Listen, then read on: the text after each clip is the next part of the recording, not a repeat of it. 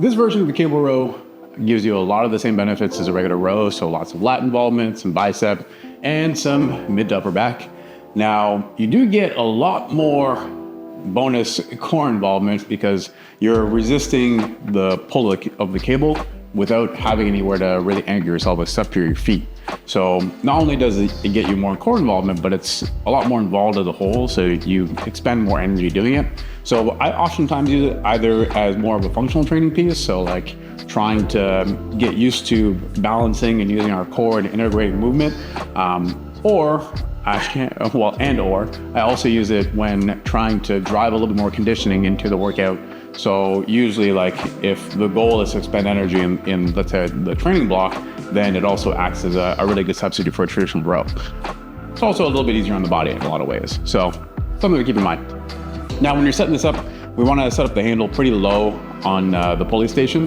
So when I'm setting myself up, I like to make sure that I'm nice and stable first.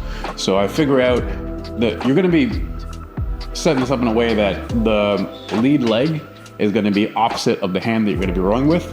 So we want to stagger our stance. We want to be fairly wide, so pretty much like hip width or a little bit wider. And then we're going to bend at the waist.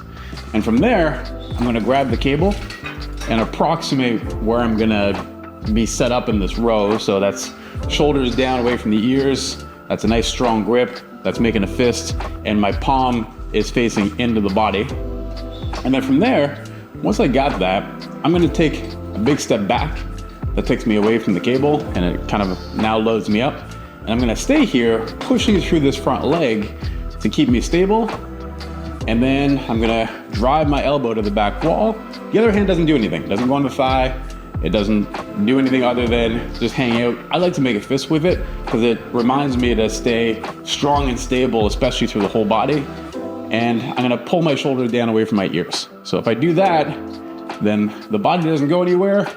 I can drive my elbow back and I'm getting some work through the lats, through my bicep, and I'm also getting some core involvement and this leg because the cable wants to pull me out of position and I'm going to resist that the whole time.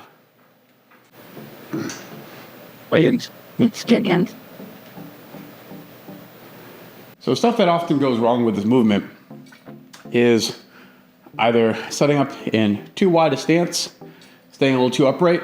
So do something like this. So we got to bend at the waist and line ourselves up with the angle of that pulley. We've also got to make sure that the shoulders stay down away from the ears. We don't want to pull up to the shoulder. We want to pull towards pretty much the bottom of the rib cage. We got to keep the elbow close to the body while keeping that shoulder down in order to feel the lats get involved at the top and we get a big stretch to the bottom. And then we have to make sure to not allow the upper back to round. So as long as we have those things, we should be getting lots of high quality work. Like I said, a lot of the same benefits of the regular row. It might actually be a lot easier on the lower back than, let's say, a traditional dumbbell row. And we should, at the same time, be using quite a bit of energy just holding on the position, which will get you some wins in the end. All right, hope that helps. Good luck. Bring it.